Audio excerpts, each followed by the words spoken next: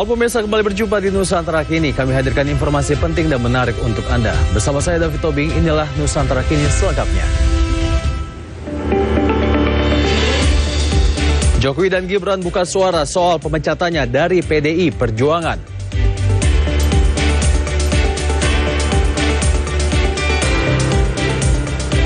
Menko Perekonomian Erlangga Hartarto kembali menyebut kenaikan PPN 12% bukan keinginan pemerintah.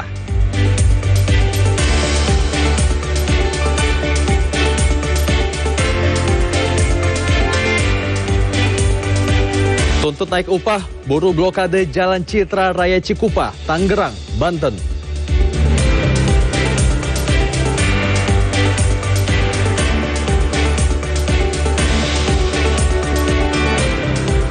Dua rumah warga ambruk, satu balita tertimpa akibat hujan deras dan angin kencang di Pasuruan, Jawa Timur.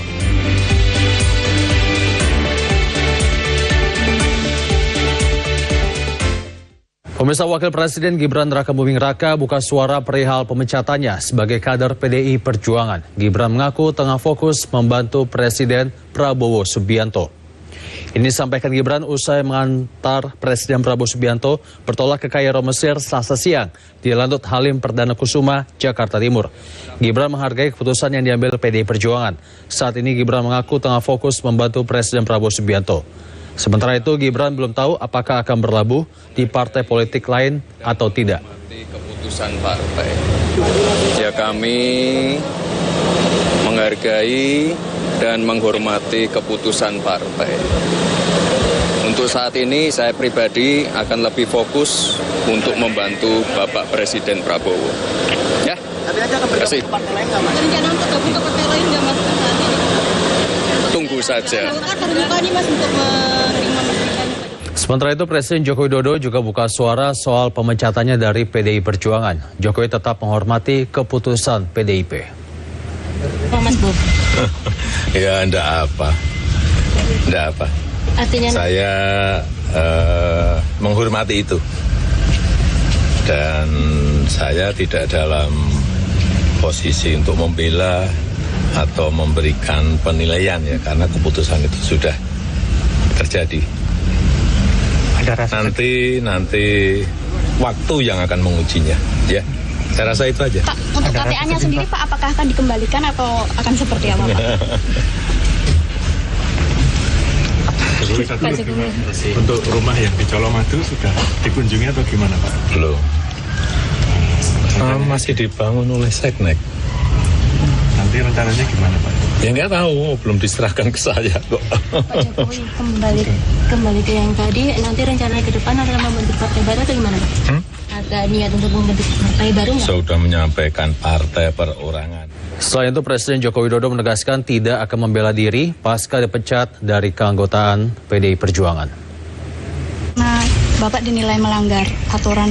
Tadi kan sudah saya sampaikan, saya tidak dalam posisi untuk membela atau memberikan penilaian karena sudah diputuskan.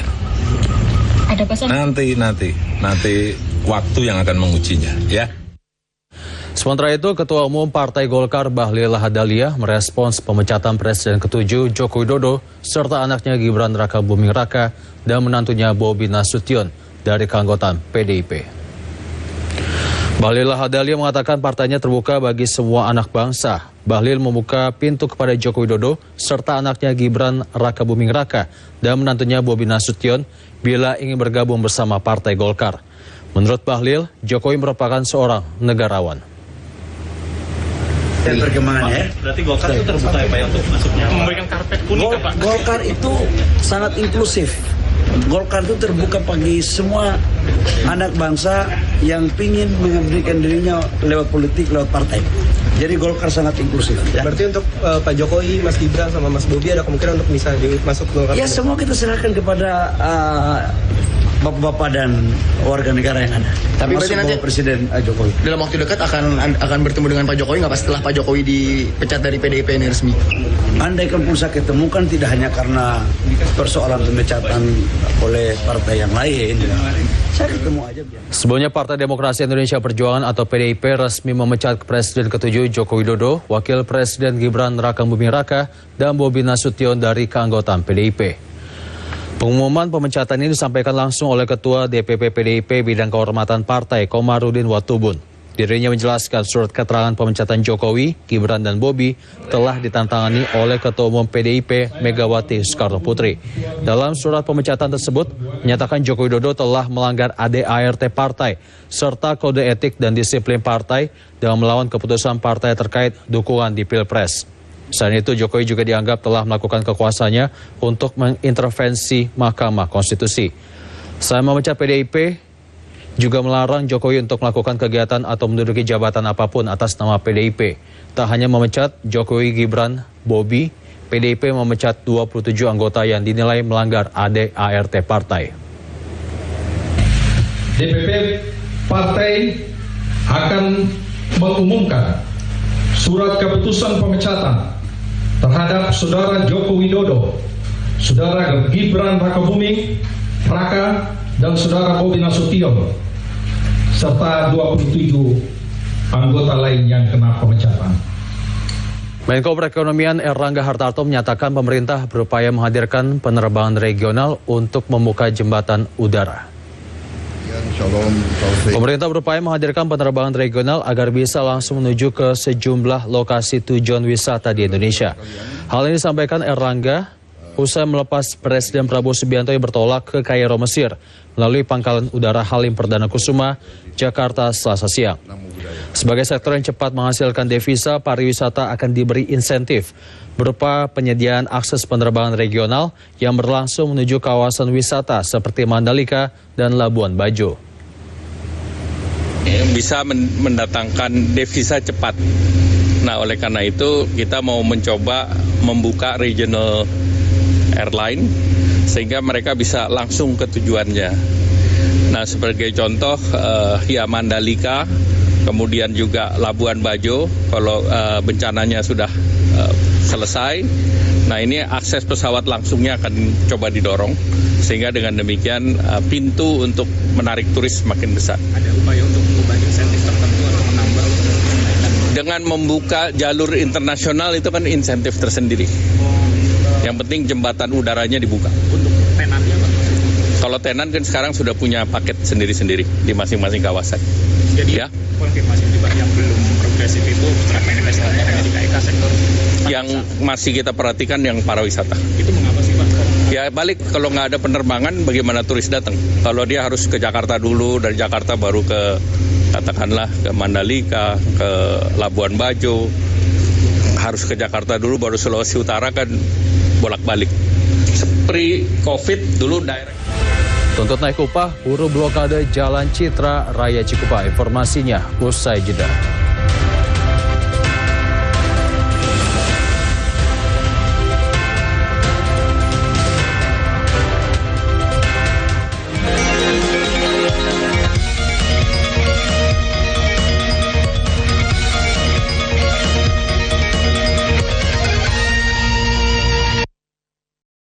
PLN siagakan 4.367 personel amankan pasokan listrik jelang Natal dan Tahun Baru di Jawa Timur. PLN lakukan pemeliharaan rutin di 17 unit pelaksana pastikan keandalan pasokan listrik jelang Natal dan Tahun Baru. 171 unit SPKLU di 105 lokasi tersebar seluruh Jawa Timur siap melayani selama libur Natal dan Tahun Baru.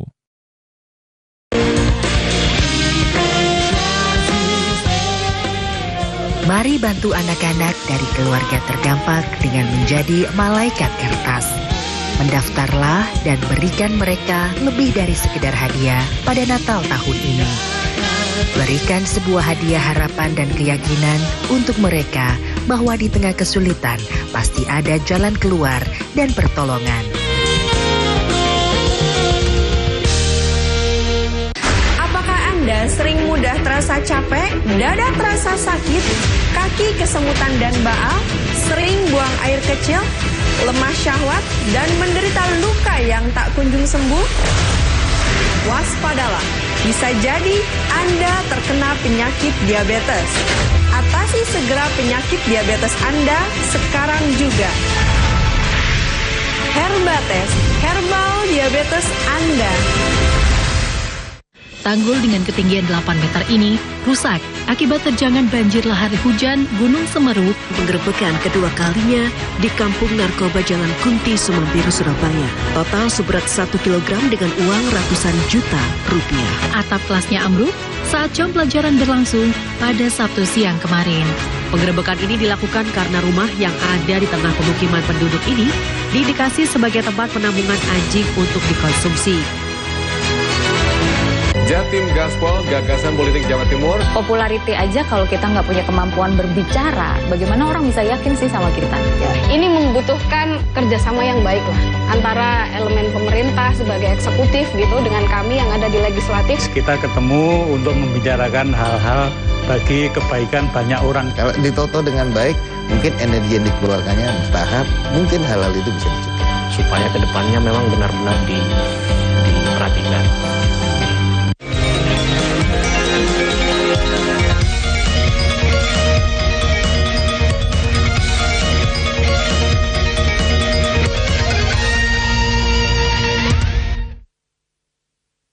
Menko Perekonomian Erlangga Hartarto mengungkapkan kenaikan pajak pertambahan nilai PPN 12% bukan atas keinginan pemerintah. Erlangga Hartarto mengatakan kenaikan PPN 12% per 1 Januari 2025 merupakan amanat undang-undang dan berdasarkan kesepakatan fraksi di DPR. Ya, pertama PPN tahun depan yang menentukan adalah undang-undang. Dan undang-undang itu adalah hampir seluruh fraksi kecuali PKS. Jadi yang menentukan bukan pemerintah.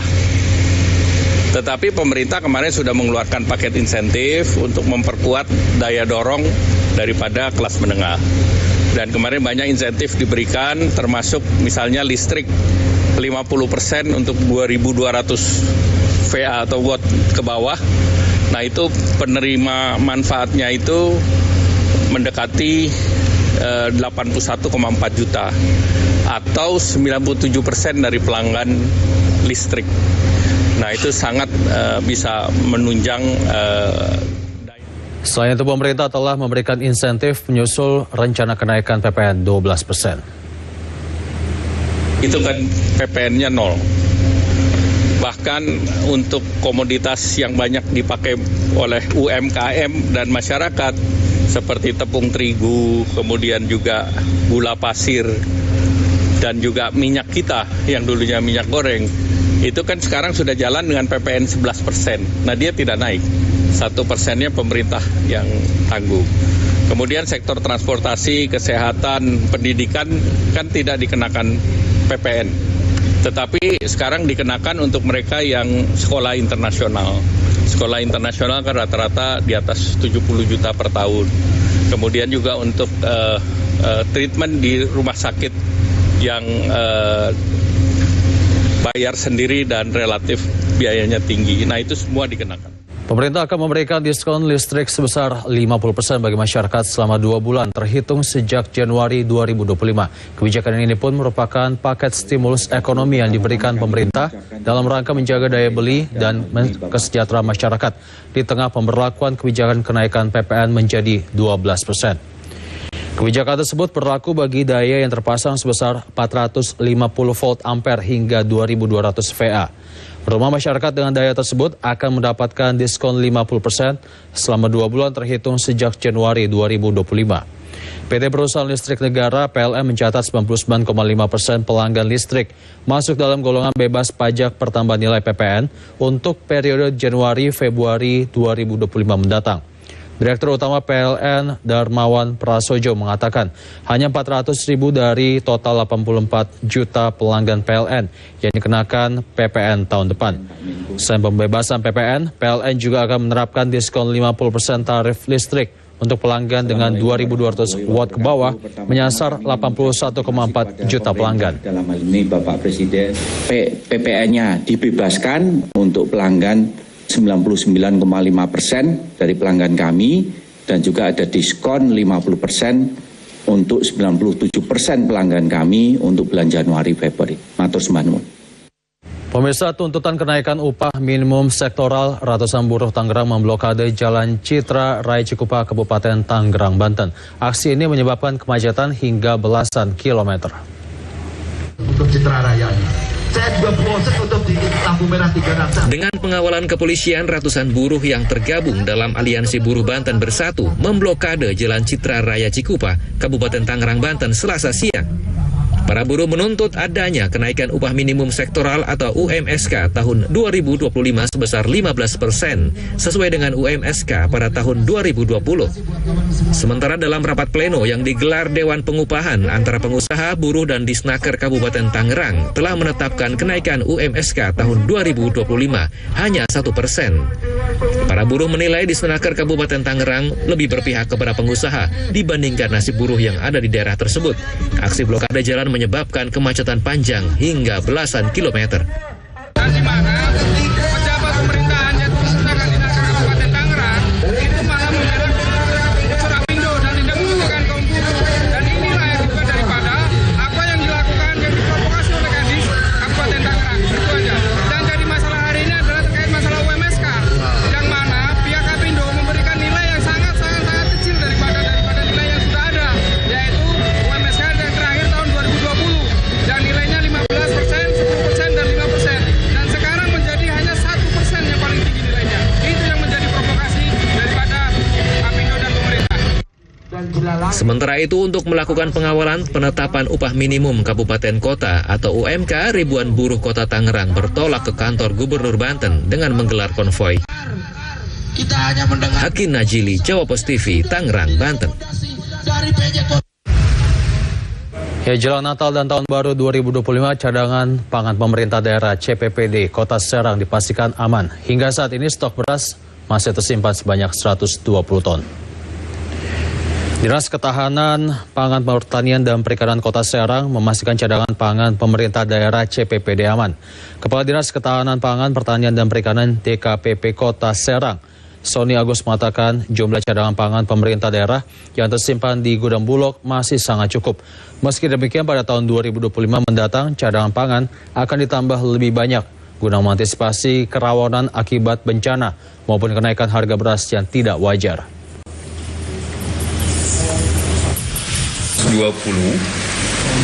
9,954 ton dan tersimpan di gudang Bulog, karena kan kita kerjasama dengan Bulog.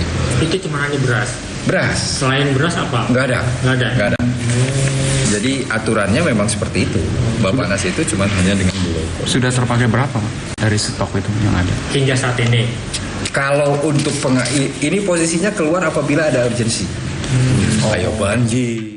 Fakir miskin di Provinsi Banten gratis berobat di Rumah Sehat Basnas. Hal ini dilakukan sebagai bentuk dukungan terhadap cita-cita Prabowo Subianto dari sektor kesehatan.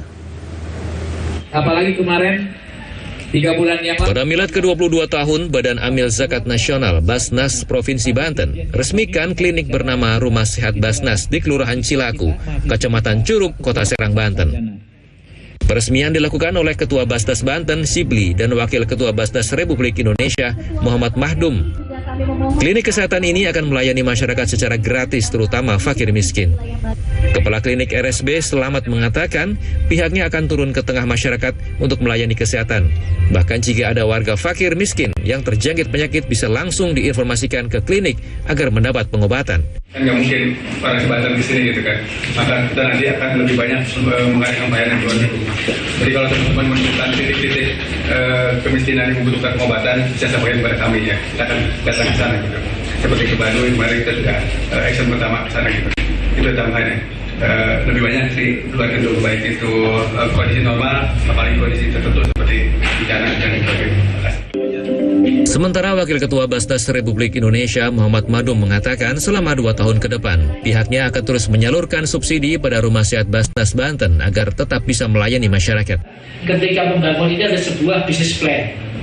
supaya RSB ini kemudian memenuhi persyaratan menjadi klinik mitranya BPJS, sehingga diharapkan ke depan itu ada kapitasi dari BPJS yang itu bisa menutup biaya operasional dari RSB. Kenapa kok tidak tersubsidi? Karena harapan dari Basnas itu tidak menimbulkan ketergantungan, sehingga uang-uang dari Basnas pusat maupun provinsi ini tidak selamanya akan digunakan untuk mensubsidi ini untuk program-program yang lain. Klinik Rumah Sehat Basnas Kota Serang bergerak untuk mandiri agar dana zakat yang dikumpulkan oleh Basnas bisa digunakan untuk kegiatan lain yang berdampak terhadap masyarakat luas. Suhendi, Jawa Pos TV, Kota Serang, Banten. Puluhan warga Trenggalek mengungsi akibat tanah gerak. Selengkapnya usai jeda.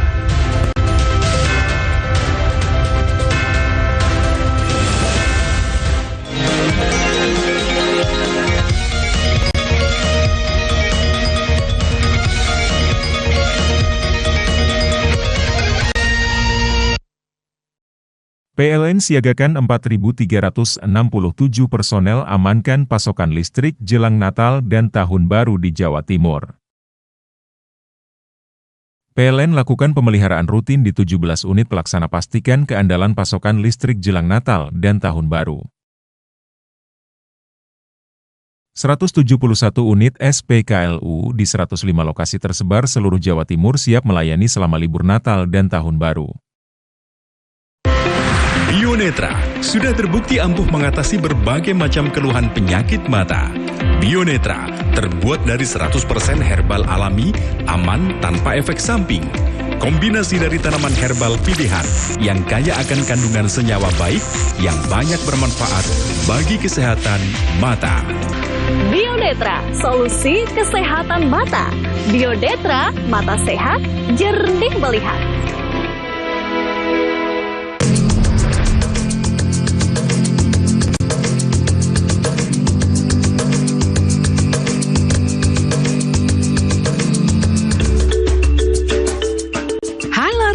Pelakraan saiki yo ono nang pojok kampung dina Senin sampai Kemis. Ojo lali yo rek.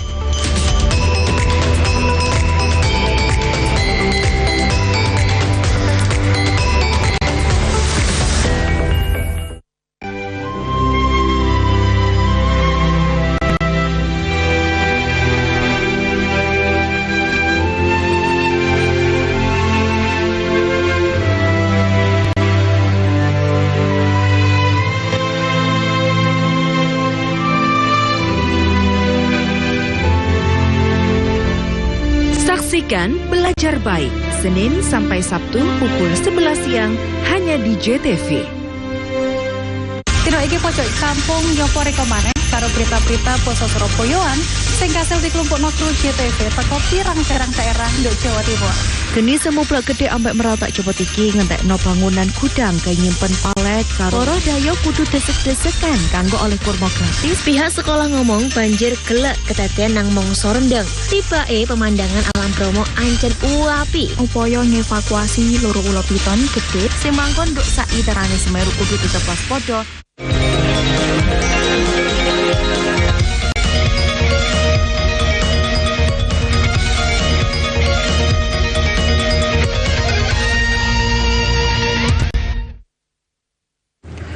Ya, dua rumah di wilayah kota dan Kabupaten Pasuruan, Jawa Timur ambruk akibat kondisi yang rapuh setelah sering terkena hujan. Material rumah juga menimpa seorang balita saat tertidur nyenyak hingga mengalami luka-luka. Dua rumah ambruk milik subur warga Jalan Pucangan, Kelurahan Purworejo, Kecamatan Purworejo, Kota Pasuruan, serta milik Syaifuddin di Dusun Regek, Desa Sambirejo, Kecamatan Rejoso, Kabupaten Pasuruan. Sementara rumah milik M. Syaifuddin mengalami kerusakan di bagian ruang tamu dan sudah tak bisa ditempati. Atap rumah jatuh dan menimpa seorang balita. Balita tersebut sempat terjebak dalam reruntuhan sebelum berhasil dievakuasi oleh warga. Akibatnya, Raka mengalami luka di bagian kepala. Enggak dibawa ke puskesmas? Tidak. Enggak ya? Sempat kaget berarti nggih? Ya, kaget. Itu kerobohan apa itu anaknya itu? Itu pian yang seperti gede gitu sama kecan gedeng. Berarti pas tiduran berarti nggih? Ya, pas tidur. Umur berapa, Mas? Umur 2,5 tahun. Puluhan warga di Desa Ngerandu, Kecamatan Suruh, Kabupaten Trenggalek, Jawa Timur terpaksa mengungsi karena rumah warga rusak parah akibat bencana tanah gerak. Bencana tanah gerak terjadi di Dusun Depok, Desa Ngerandu, Kecamatan Suruh, Kabupaten Trenggalek.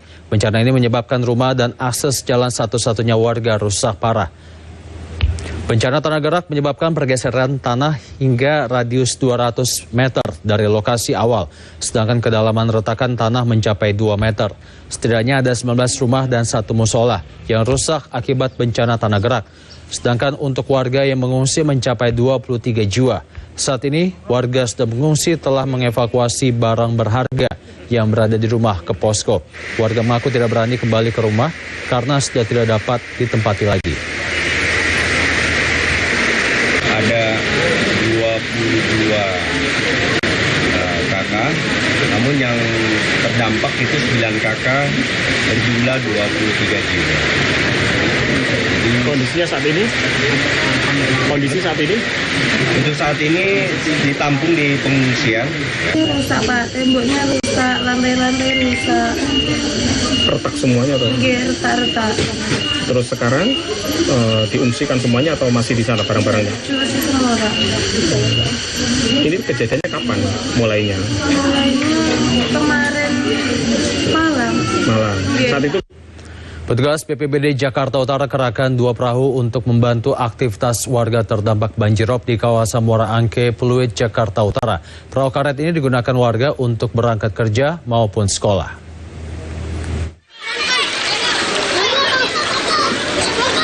Banjirop masih menggenangi kawasan Muara Angke, Pluit, Jakarta Utara. Banjirop yang sudah terjadi sejak 4 hari terakhir menghambat aktivitas warga setempat. Pasalnya warga lebih memilih untuk tetap tinggal dan enggan dievakuasi ke tempat yang lebih aman. Menurut Komandan Pelaton BPBD Jakarta Utara Muhammad Zidan Firdaus, hingga Senin siang banjirop masih mengenangi 6 RT. 3 RT terdampak terletak di Kelurahan Marunda, sedangkan 3 RT lainnya di Kelurahan Pluit. Sementara untuk membantu warga beraktivitas, BPBD Jakarta Utara mengerahkan 2 perahu, yaitu 1 perahu karet dan 1 perahu plastik. Selain itu, petugas BPBD juga menyiagakan 5 hingga 7 personil tiap harinya untuk mengantisipasi adanya permintaan evakuasi. Ya, kita berkoordinasi ya dengan jajaran terkait. Kita juga standby perahu, standby personil. Jadi sewaktu-waktu ada permintaan untuk evakuasi, kita sudah siap. Kita standby sebenarnya untuk permintaan jika ada evakuasi ya, ada permintaan evakuasi. Namun ini juga digunakan untuk transportasi anak sekolah ya, untuk membantu anak sekolah. Ketinggian air banjirop bervariasi, mulai dari 10 cm hingga 1,5 cm.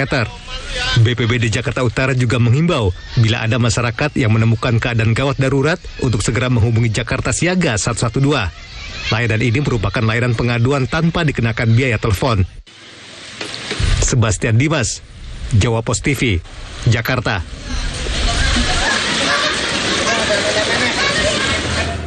Ya, Polri resmi membentuk Direktorat Tindak Pidana Perlindungan Perempuan dan Anak serta Pidana Perdagangan Orang. Divisi ini berada di bawah Badan Reserse Kriminal Bareskrim Polri. Dipimpin seorang polisi berpangkat Brigadir Jenderal. Direktorat ini dibentuk mengoptimalkan penanganan kasus kekerasan terhadap perempuan, anak serta tindak pidana perdagangan orang dan penyeludupan manusia. Pelayanan dan perlindungan khusus kepada perempuan, anak dan kelompok rentan yang berhadapan dengan hukum sesuai dengan ketentuan perundang-undangan. Bagaimana penanganan tindak pidana yang berkaitan dengan perempuan dan anak berhadapan dengan hukum, dan juga kelompok disabilitas berhadapan dengan hukum. Ke depan kita bisa lihat nanti kolaborasi tentunya yang berada di tingkat Mabes Polri, Bareskrim Polri, di tipe PPA PPO ini juga memberikan suatu fungsi advokasi dan asistensi ke wilayah. Dan kita pahami bahwa tingkat Polda jajaran masih dalam tahap proses pembahasan apakah nanti akan segera disahkannya terbentuknya Direktorat PPA PPO tingkat. Sementara itu, Menteri Pemberdayaan Perempuan dan Perlindungan Anak Arifah Hoyri Fauzi mengatakan pembentukan direktorat ini makin menguatkan peran negara untuk melindungi hak perempuan dan anak sebagai korban maupun pelaku dalam suatu tindak pidana. Direktorat PPA dan PPO ini, karena sebetulnya direktorat ini sangat kami butuhkan dalam menyelesaikan persoalan-persoalan yang terkait dengan kekerasan yang dialami oleh perempuan dan anak-anak di Indonesia. Jadi semoga dengan adanya kolaborasi di kementerian kami dengan direktorat PPA dan PPO ini, kesejahteraan atau keamanan, kenyamanan perempuan dan anak-anak Indonesia. Beralih ke informasi lainnya, Komisi Pemberantasan Korupsi melakukan penggeledahan di kantor Bank Indonesia Jakarta Pusat Senin malam. Penggeledahan diduga terkait dugaan korupsi penggunaan dana Corporate Social Responsibility (CSR) Bank Indonesia dan Otoritas Jasa Keuangan atau OJK. Penggeledahan yang dilakukan KPK di gedung Bank Indonesia berlangsung sekitar 8 jam yang dimulai pukul 20 waktu Indonesia Barat hingga pukul 4 waktu Indonesia Barat dini hari. Penggeledahan diduga terkait dengan dugaan korupsi penggunaan dana Corporate Social Responsibility (CSR) Bank Indonesia dan Otoritas Jasa Keuangan atau OJK. Dana CSR tersebut diduga digunakan untuk kepentingan pribadi. Saya belum diupdate sama Direktur Penyidikan. Oh, gitu Pak. Oke ya? Sebentar ada. Oke, Pak Nawawi. Saya Makasih ya Pak. gabung sama-sama di situ. Ya, Pak. Makasih Pak. Bisa disiapin apa yang ditanyain. Ya? Makasih Pak. Lagi. Makasih Pak. Pengadilan Tindak Pidana Korupsi atau Tipikor Jakarta Pusat menggelar sidang kasus dugaan korupsi tata niaga timah dengan terdakwa Tamron. Sidang kali ini beragendakan pembacaan pledoi. Tamron mengaku menyesal telah melakukan kerjasama sewa smelter dengan PT Timah yang justru menyeretnya ke meja hijau dengan tuntutan 14 tahun. Padahal dirinya hanya berniat membantu meningkatkan produksi PT Timah agar bisa menjadi pemasok logam timah nomor 1 di dunia. Selain itu dalam pembelaan, bos smelter CV Venus Inti Perkasa ini mengaku sedih terhadap masyarakat Belitung yang menggantungkan hidupnya pada perusahaan yang disita penyidik Kejagung telah menyebabkan sekitar 2.000 karyawannya harus di PHK. Tamron pun berharap majelis hakim menerima pembelaannya dan berharap nantinya bisa divonis bebas. Kalau waktu bisa diulang kembali, saya tidak akan menyetujui CV Venus Inti Perkasa untuk melakukan kerjasama dengan PT Timah. Akibat kerjasama ini, saya harus mengorbankan keluarga saya dan hasil seluruh jerih payah saya. Usaha-usaha yang telah saya bangun dari dulu. Balai Pelestarian Budaya Jatim temukan bangunan candi. Informasinya usai jeda.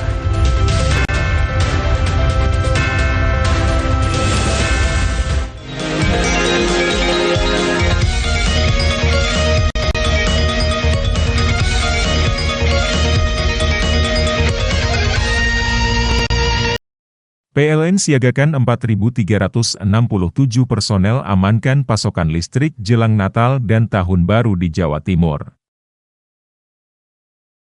PLN lakukan pemeliharaan rutin di 17 unit pelaksana pastikan keandalan pasokan listrik jelang Natal dan Tahun Baru. 171 unit SPKLU di 105 lokasi tersebar seluruh Jawa Timur siap melayani selama libur Natal dan Tahun Baru.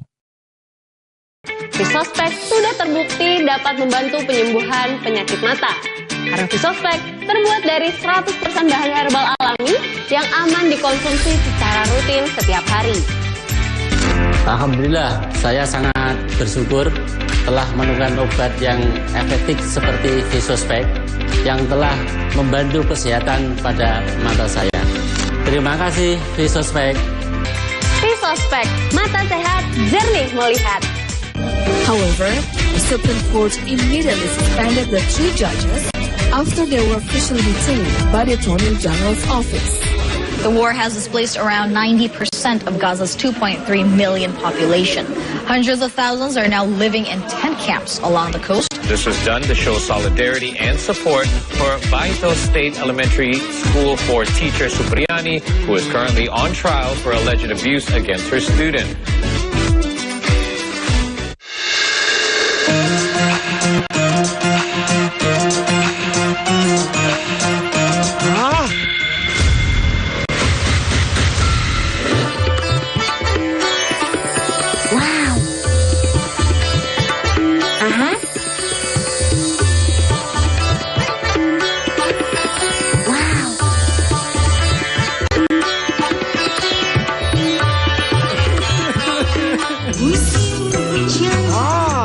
Mantap suaranya.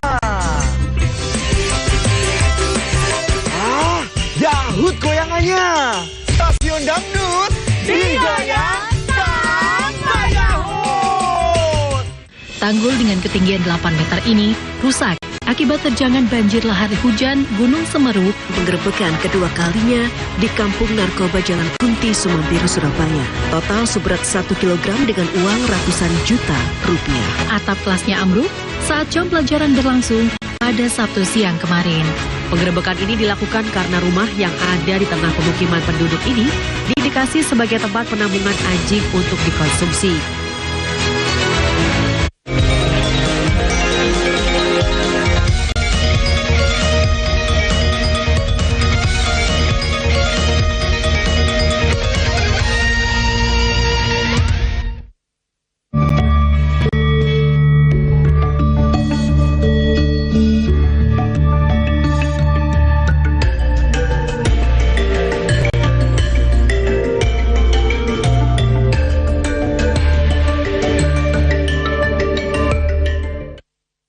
Ya, Tim Balai Pelestarian Kebudayaan Wilayah 11 Jawa Timur kembali menemukan susunan batu bata kuno di lokasi Candi Gedok. Susunan batu bata yang berada di depan candi tersebut diduga sebagai struktur komponen bangunan penyerta candi.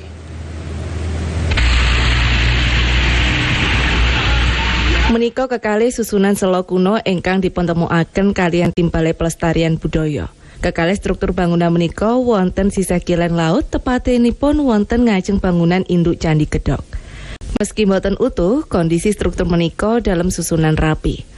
Arkeolog Balai Pelestarian Budaya Jawa Timur menjelaskan temuan kekalih bangunan iki dipun asumsiaken bangunan dados tunggal nopo wonten kalih bangunan tasik perlu dipun kaji malih.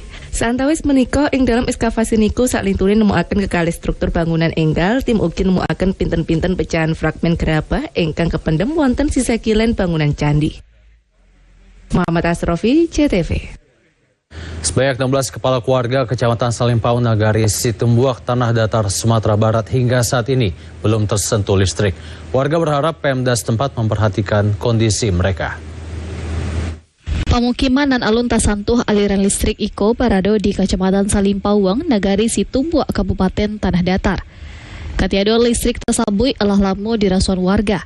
Meski daerah pemukiman Iko sudah memiliki 6 balik kakak dan alah bamukim. Pengajuan supaya daerah Iko secapeknya dimasukan listrik alah cubo dilakukan warga setampe. Tetapi sampai kini Iko masih alun ado realisasi dari pihak yang berwenang. Untuk kebutuhan penerangan di malam hari, warga Tapaso harus mengisi daya lampu cas di kadai dan berjarak 1 km di pusat kampung Nagari Situmbuak. Udah semenjak rumah ini jadi udah lebih kurang 3 tahun. Belum ada ya, Bu? Belum ada. Kemarin kan udah ada yang ngusulin, udah ada berapa 14 rumah yang pasti masukin listrik gitu. Tapi orang PLN udah survei ke sini. Belum ada juga ada tindakan ya, Bu? Belum. Warga Baniai akan memasang panel surya jika kebutuhan sarana aliran listrik alun tapanwahi. Namun sayang, keinginan tersebut tak kandala karena biaya yang dibutuhkan sangat ilah kadang. Dari Kabupaten Tanah Datar, Afriandi, Padang TV.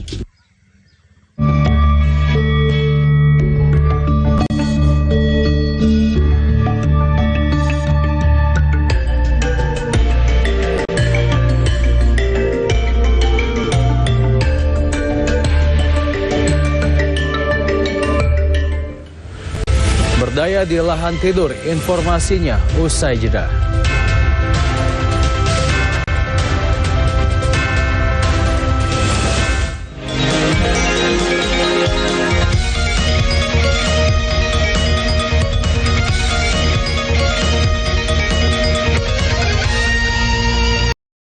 PLN siagakan 4.367 personel amankan pasokan listrik jelang Natal dan Tahun Baru di Jawa Timur. PLN lakukan pemeliharaan rutin di 17 unit pelaksana pastikan keandalan pasokan listrik jelang Natal dan Tahun Baru. 171 unit SPKLU di 105 lokasi tersebar seluruh Jawa Timur siap melayani selama libur Natal dan Tahun Baru. Jangan khawatir, saat ini telah hadir obat herbal yang praktis, lebih higienis dan ekonomis untuk mengatasi permasalahan sendi dan tulang akibat asam urat ataupun rematik. Remastop merupakan obat herbal dengan komposisi utama tanaman obat, yaitu jahe merah dan seledri dalam bentuk kapsul. Untuk mengatasi permasalahan persendian Anda, percayakan pada Remastop. Kasih kata-kata dulu buat kalian semuanya.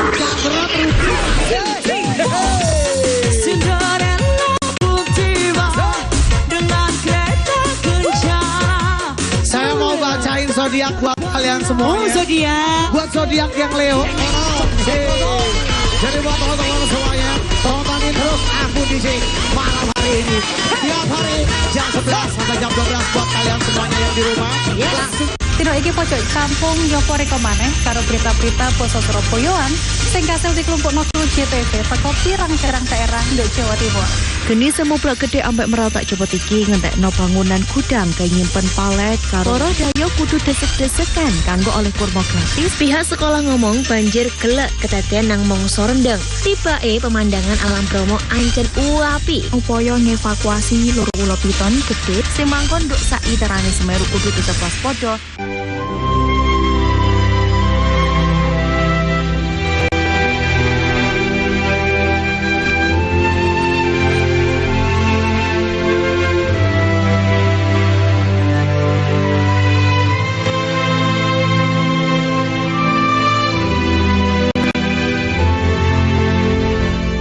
Saksikan Belajar Baik, Senin sampai Sabtu pukul 11 siang hanya di JTV.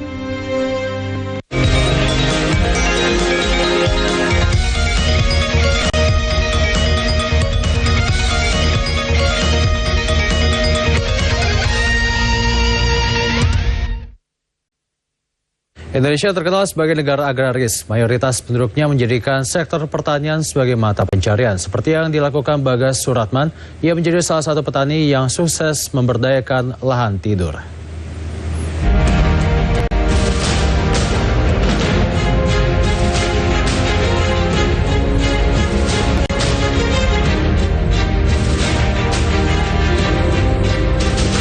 Ayo kita kerja, jangan musyawarah buat kerja. Karena selagi masih ada manusia, insya Allah dunia pertanian masih berjalan. Karena orang itu pasti membutuhkan makanan.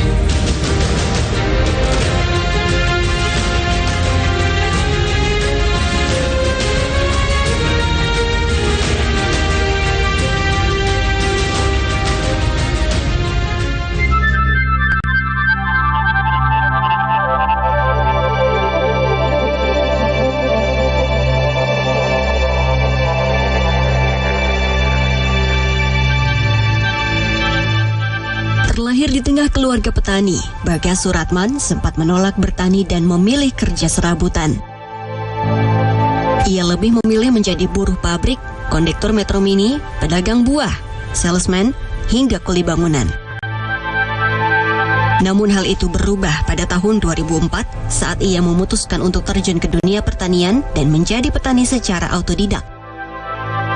Keputusan itu diambil lantaran bidang pertanian merupakan usaha jangka panjang dan semua orang membutuhkan makanan. Untuk mengedukasi ke teman-teman generasi muda, menilai nggak masalah Mbak, karena itu untuk kemaslahatan umat, apalagi dunia pertanian. Karena selagi masih ada manusia, insya Allah dunia pertanian masih berjalan. Karena orang itu pasti membutuhkan makanan. Awalnya, Bagas hanya menanam satu jenis sayuran, yakni kangkung. Kangkung ia tanam di lahan seluas 3.000 meter dengan bantuan warga sekitar. Dari kangkung itulah kemudian Bagas merambah ke sayuran jenis lainnya seperti bayam, kaisim, atau sawi hijau, selada dan cabai. Kini lahan yang ia olah terus bertambah luas hingga 26 hektar. Jadi tahun 2004 itu pertama mulanya itu kangkung dengan luasan kurang lebih 3.000 meter. Dari angkat luas 3.000 meter itu langsung kita continue estafet, ayo perpanjang lagi luas lahan, ayo terus memperkerjakan orang banyak, melibatkan orang banyak, kaum ibu-ibu, semua kita tarik, kita belajar di situ, alhamdulillah sampai sekarang, Mbak. Usaha yang ia rintis tidak hanya untuk dirinya, namun juga menjadi pekerjaan utama bagi 25 karyawannya. Seluruh karyawannya tersebar mulai dari yang bertugas di ladang hingga pada proses pengemasan. Salah satunya ialah Hoirul Alam. Sebelum menjadi petani, Hoirul menjalani kehidupan yang kelam. Ia tidak memiliki pekerjaan tetap dan kerap mengkonsumsi minuman keras. Namun kini kehidupan Hoirul perlahan berubah setelah bekerja menjadi petani. Pertemuan dengan Bagas tahun 2009 membawa Hoirul pindah ke Tangerang. Hoirul mengikuti ajakan Bagas bukan tanpa sebab. Pengalaman membantu orang tua bercocok tanam bawang merah di kampung halaman menjadi bekalnya untuk bekerja di ladang. Ya dulu kan Bos Bagas sama kan, ya saya pernah nggak jadi orang nggak benar gimana, ya mabok gitu. Kan Bos Bagas pernah ngalamin kayak gitu. Makanya kayak anak-anak sini kan udah Bos Bagas bisa tahu ngertiin anak-anak kayak gitu. Bisa merubahin yang dulu anak-anak kayak gini bisa dirubah yang menjadi baik. Apa yang dilakukannya kini tak jauh berbeda dengan yang dilakukan Eko Prasetyo. Namun keputusannya untuk merantau ke Tangerang memiliki alasan berbeda. Gagal panen bawang merah pada tahun 2012 mengakibatkan keluarganya bangkrut dan memilih banyak hutang. Hal itulah yang membuat Eko meninggalkan Brebes, Jawa Tengah. Awalnya Eko kebingungan berada di kota ini. Tanpa diduga, Eko bertemu sosok Bagas di tahun 2015 dan langsung ikut bekerja bersamanya. Setelah bertahun-tahun bekerja sebagai petani di ladang ini, akhirnya Eko bisa melunasi utang keluarganya. Nah, gagal panen sih. Dulunya kita pernah petani, nanam bawang merah, cuman bangkrut, Mbak. Jadi bingung. Terus ya cobalah ke Tangerang gitu ya. Enggak, pertamanya diajarin dulu lah. Kalau udah lancar 4 bulan, 5 bulan, baru dilos itu. Mereka bertugas menanam benih, menyiram dan merawat tanaman hingga memanen hasil sesuai waktunya. Hoirul, Eko dan karyawan lainnya tetap bekerja meski di bawah terik sinar matahari. Langkah yang diambil Bagas mendapat dukungan dari keluarga. Siswono yang merupakan adik Bagas ikut serta membantu dalam menjalankan usaha pertanian ini. Bentuk dukungan itu pun menjadi semangat Bagas dalam menjalankan usahanya. Alhamdulillah banget, mendukung banget, sangat terharu gitu kan. Ya awal-awalnya sih sedikit demi sedikit gitu. Ternyata kenyataannya kedepannya alhamdulillah gitu. Sampai dia sukses gitu, meraihlah kemenangan ibaratnya gitu. Bangga banget. Kayaknya kalau diungkapkan kata-kata kayaknya nggak bisa deh Mbak. Pokoknya bangga lah, semangat gitu, ikut seneng gitu. Saat musim panen, para ibu yang tinggal di sekitar ladang pun dipersilakan untuk bekerja dengan memetik hasil panen sayuran. Aneka sayuran segar ini langsung diletakkan di tempat pengemasan yang tak jauh dari ladang. Setelah siap, hasil panen akan didistribusikan ke pasar tradisional dan supermarket. Bagas menjadi sosok yang menginspirasi dan memotivasi orang-orang di sekitarnya. Ia kerap memberi pelatihan di instansi maupun lembaga tentang dunia pertanian. Meski belum pernah bertemu sebelumnya, para peserta penyuluhan sangat terinspirasi dengan sosok Bagas. Sosok Bagas dinilai memberikan wawasan dan sudut pandang baru tentang cara bertani di lahan terbatas. Saya kenal tapi cuma lihat di handphone. Ya, saya juga terinspirasi banget sama Pak Bagas itu. Iya, sempat kemarin saya cari-cari juga Pak Bagas yang nanam-nanam sayur-sayuran yang udah viral itu. Ternyata di sini alhamdulillah saya ketemu. Sangat bermanfaat banget, terutama dalam menanam-nanam pohon buah-buahan segala sayur-sayuran itu. Di sini kan panas gitu kan, itu tantangan banget seperti ibu-ibu rumah tangga gitu kan. Kita daripada beli cabai di luar kan Apa salahnya kita nanam cabai di tempat-tempat di rumah gitu. Termotivasi banget soalnya Pak Bagas ini luar biasa gitu semangatnya untuk ngajak-ngajak ibu-ibu dan bapak-bapak untuk nanam pohon gitu, nanam sayur-sayuran. Bagas pun membagi kunci sukses dalam dunia pertanian. Petani harus memiliki mental yang kuat, menjiwai dan tentunya mencintai pekerjaan ini. Tidak pantang menyerah dan terus mencoba meski harus mengalami kegagalan.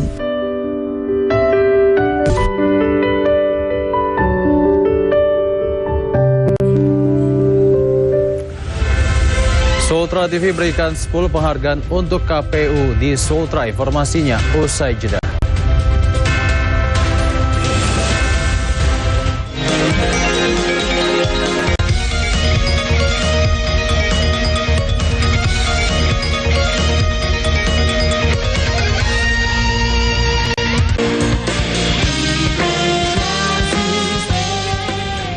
Mari bantu anak-anak dari keluarga terdampak dengan menjadi malaikat kertas.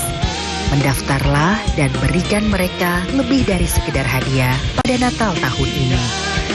Berikan sebuah hadiah harapan dan keyakinan untuk mereka bahwa di tengah kesulitan pasti ada jalan keluar dan pertolongan. Tanggul dengan ketinggian 8 meter ini rusak akibat terjangan banjir lahar hujan Gunung Semeru. Penggerebekan kedua kalinya di Kampung Narkoba Jalan Kunti, Sumambiru, Surabaya. Total seberat 1 kilogram dengan uang ratusan juta rupiah. Atap kelasnya ambruk saat jam pelajaran berlangsung pada Sabtu siang kemarin. Penggerebekan ini dilakukan karena rumah yang ada di tengah pemukiman penduduk ini diindikasi sebagai tempat penampungan anjing untuk dikonsumsi.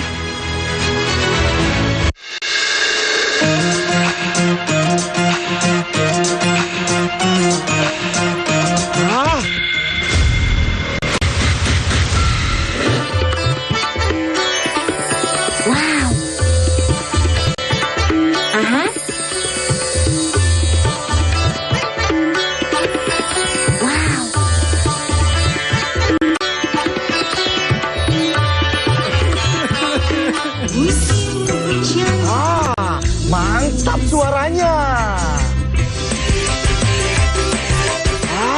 Yahut goyangannya.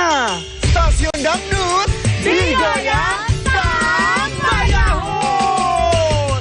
Jatim Gaspol, gagasan politik Jawa Timur. Populariti aja kalau kita nggak punya kemampuan berbicara, bagaimana orang bisa yakin sih sama kita? Ini membutuhkan kerjasama yang baik lah antara elemen pemerintah sebagai eksekutif gitu dengan kami yang ada di legislatif. Kita ketemu untuk membicarakan hal-hal bagi kebaikan banyak orang. Kalau ditoto dengan baik, mungkin energi yang dikeluarkannya bertahap, mungkin hal-hal itu bisa dicegah. Supaya kedepannya memang benar-benar diperhatikan.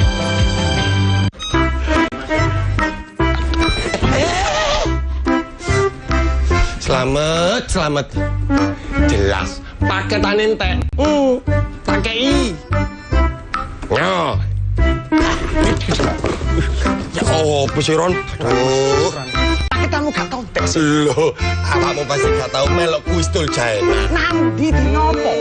Nak CTV Jumat Sabtu Minggu jam 6 sampai jam 8. Iling-ilingen ya. Pokok setiap Jumat Sabtu Minggu jam 6 sampai jam 8. Nduk kuis tul China CTV 100% Jawa Timur. Entek manek pakai tanah.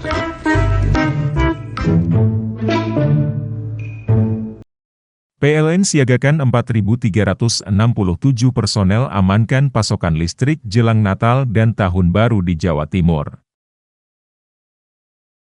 PLN lakukan pemeliharaan rutin di 17 unit pelaksana pastikan keandalan pasokan listrik jelang Natal dan Tahun Baru.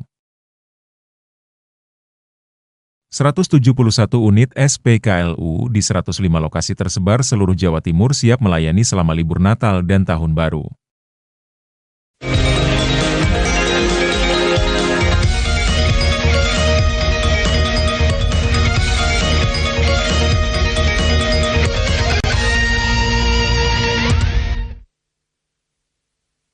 Pemirsa, Sultra TV memberikan 10 penghargaan kepada Komisi Pemilihan Umum atau KPU Provinsi, KPU Kota, dan KPU Kabupaten Kota di seluruh Sulawesi Tenggara.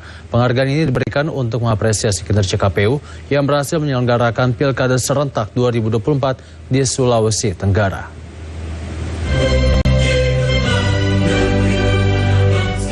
Pemilihan kepala daerah atau Pilkada serentak 2024 di Provinsi Sulawesi Tenggara berhasil diselenggarakan dengan baik oleh Komisi Pemilihan Umum atau KPU Provinsi, KPU Kota, dan KPU Kabupaten Kota di seluruh Sulawesi Tenggara.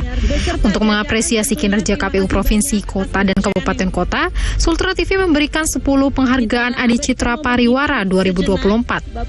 10 penghargaan tersebut diberikan kepada KPU Provinsi Sulawesi Tenggara, KPU Kota Kendari, KPU Kabupaten Konawe, KPU Kabupaten Kolaka Timur, KPU Kabupaten Konawe Utara, KPU Kabupaten Konawe Selatan, KPU Kabupaten Buton Tengah, KPU Kabupaten Buton Utara, KPU Kabupaten Wakatobi, dan KPU Kabupaten Muna.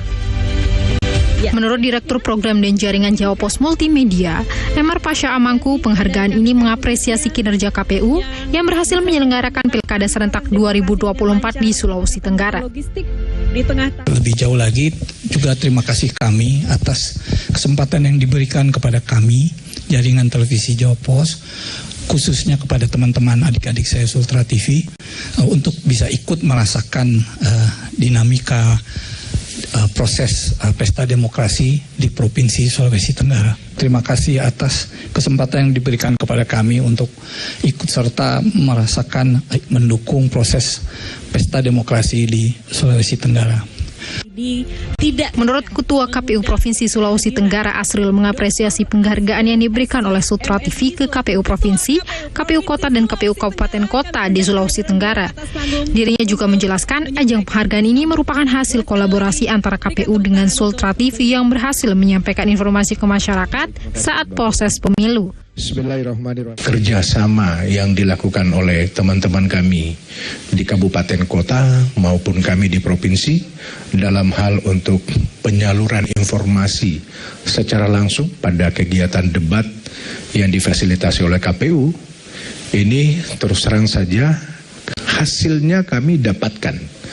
Kenapa saya katakan hasilnya kami dapatkan? Adalah tingkat partisipasi kami di angka 81,33%. Ini melampaui angka partisipasi tingkat nasional. Tentu keberhasilan ini Bapak Ibu sekalian bukan cuman kerja-kerja kami di tingkatan KPU sampai kepada jajaran paling bawah, tetapi juga adalah bantuan dari media, dalam hal ini adalah Sultra TV. Kami kemarin tidak ada satupun yang menjadi hambatan atau informasi yang kami dapatkan dari kabupaten kota yang menggunakan jasa Sultra TV dalam hal proses penyiaran langsungnya. Ini berjalan baik, lancar, dan kemudian juga masyarakat yang ada di Sultra juga tidak ada komen-komen yang negatif. Selain itu, Ketua KPU Provinsi Sulawesi Tenggara juga berharap kedepannya KPU baik KPU Provinsi, Kota, dan Kabupaten Kota bisa terus berkolaborasi dan bekerja sama dengan Sultra TV, khususnya dalam memberikan edukasi politik ke masyarakat Sultra. 3, 2, 1. Tim Liputan Jawa Pos TV, Jakarta. Informasi terakhir sekaligus mengakhiri Nusantara Kini hari ini. Saya David Tobing dan tim yang bertugas pamit undur diri. Terima kasih dan sampai jumpa.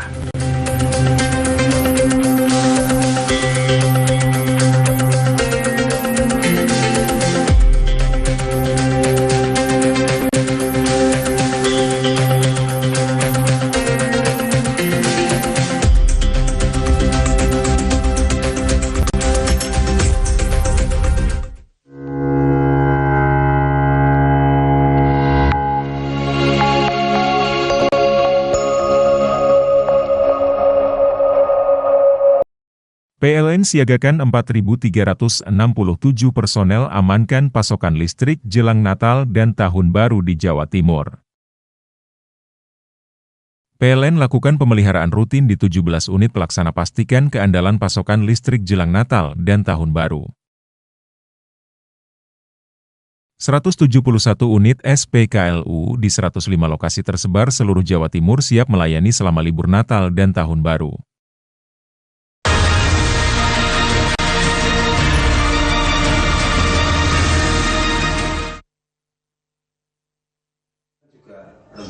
Kesedihan mendalam dialami Nenek Umi Kulsum, warga Jalan Flamboyan, Kelurahan Pilang, Kecamatan Kademangan, Kota Probolinggo.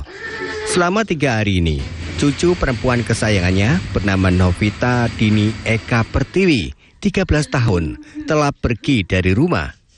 Kepergian Novita ini diketahui dari sepucuk surat berisi pesan untuk pamit bekerja. Novita tinggal bersama neneknya berusia 67 tahun, sehari-hari berjualan nasi bungkus. Dari cerita neneknya, Novita telah kehilangan sang ibu saat usianya masih 7 tahun, sedangkan ayahnya telah menikah lagi.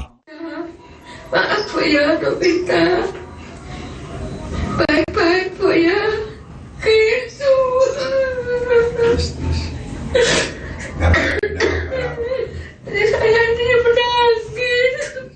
Siswa kelas 7 SMPN 10 Kota Probolinggo pergi dari rumah pada Minggu malam dengan membawa tas ransel.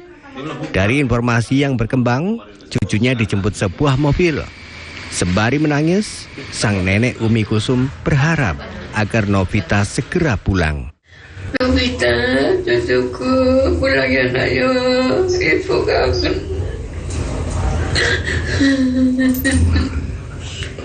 Hingga kini, Polres Probolinggo Kota masih menelusuri keberadaan korban. Farid Falevi, CTV.